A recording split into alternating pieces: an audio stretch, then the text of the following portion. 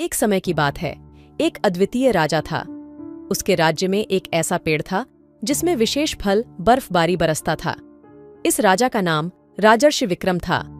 राजर्षि विक्रम ने देखा कि इस पेड़ का एक विशेष फल हर किसी की इच्छा को पूरा कर सकता था। लोग यह फल मांगते और उनकी इच्छाएं पूरी हो जाती थीं। एक दिन एक अद्वितीय परी आई और राजर्षि के सामने आकर बोली, तुम्हारा यह पेड़ विशेष है, लेकिन यह सिर्फ सच्ची इच्छाओं को ही पूरा करता है। राजा ने सोचा, सच्ची इच्छा ये कैसी होती है? परी ने समझाया, यह फल सिर्फ उसे मिलेगा जो अपनी सच्ची इच्छा को पहचानता है और उस पर अमल करता है। राजा ने खुद को सोचते हुए पूछा, मेरी सच्ची इच्छा क्या है? राजा ने ध्यान लगाया और महसूस किया कि उसकी सच्ची इच्छा थी अपने राज्यवासियों को सुखी और समृद्ध करना। उसने तत्परता से तय किया कि वह इस इच्छा को पूरा करने के लिए समर्थ होगा। परी मुस्कान में राजा के सामने आई और उसे एक स्पष्ट सिद्धांत सिखाया। अगर तुम अपनी सच्ची इच्छा का पालन करोगे तो यह फल तुम्हारे लिए हर कदम पर आशीर्वाद बनेगा। राजा ने हृदय से यह सिद्धांत ग्रहण किया। राजा ने अपनी यात्रा शुरू की और हर किसी की सच्ची इच्छा को सुनने का निर्णय लिया। वह गांवों को गौरवशाली बनाने का कारण बन गए और लोगों की आशाएं पूरी करने में उन्होंने पहले से भी ज्यादा उत्साह दिखाया। राजा ने हर व्यक्ति से मिलकर पूछा, तुम्हारी सच्ची इच्छा क्या है? लोगों ने अपनी इच्छाएं बताईं और राजा ने उन्हें सहारा देने का आश्वासन दिया। राजा ने जादूगरी से भरा हुआ एक सफर तय किया जिसमें उसने अपनी सच्ची इच्छा के लिए अद्वितीय फल की खोज करना था। राजा ने एक पहाड़ी क्षेत्र में अद्वितीय फल की तलाश में कई दिनों तक यात्रा की।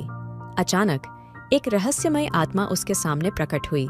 आत्मा ने राजा को अद्वितीय फल के बारे में शिक्षा दी कि यह फल सिर्फ उसे मिलेगा जो सच्ची इच्छा से निकलकर अन्यों के लिए भी सुख और समृद्धि चाहता है।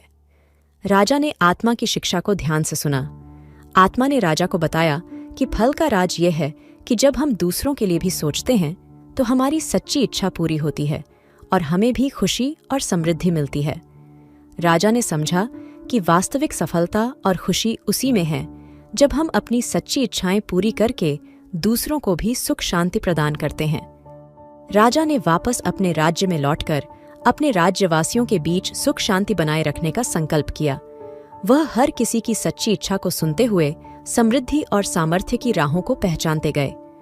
गांव वालों ने राजा के साथ मिलकर एक दूसरे का समर्थन किया और सबने मिलकर एक सशक्त, समृद्ध और खुशहाल गांव बनाया।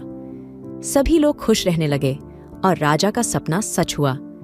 इस रूपांतरित गांव ने सबको एक साथ लाकर दिखाया कि सच्ची इच्छा भलाइयों के लिए काम करने में छिपी होती है और यही सबसे बड़ी सफलता है।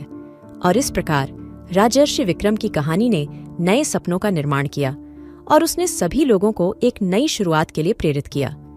गांव की हर एक इंडिविजुअल को मिली नई ऊर्जा ने समृद्धि और सामर्थ्य की ओर बढ़ते कदमों की सीढ़ी चढ़ने का साहस दिया।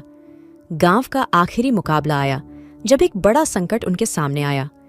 किन राजर्षि विक्रम और उसकी टीम ने मिलकर उसे पार किया। सबने साबित किया कि जब लोग मिलकर एक दूसरे के साथ काम करते हैं तो कोई भी मुश्किल आसान हो जाती है। राजा ने सीखा कि सच्ची सफलता वह है जो अन्यों की भलाइयों के लिए काम करते हुए आती है और उसने सभी को यह सिखाया कि जीवन में सच्ची खुशी और समृद्धि का मूल्य है। गांव ने एक नई शुरुआत की और नए सपनों की ओर बढ़ते हुए लोगों को एक नया उत्साह और नई ऊर्जा के साथ जीवन की महक भर दी। और इस प्रकार किसी ने भी एक यही सच्ची कहानी सुनी। उन्होंने हर पल में संघर्ष, समर्पण और सहयोग की महत्वपूर्णता को समझा। सबने एक दूसरे के साथ चलकर नए सपनों की राह में बढ़ने का निर्णय किया और इसी तरह यह नई शुरुआत ने सभी को एक सशक्त, समृद्ध और समृद्धिपूर्ण भविष्य की ओर पहुंचाया।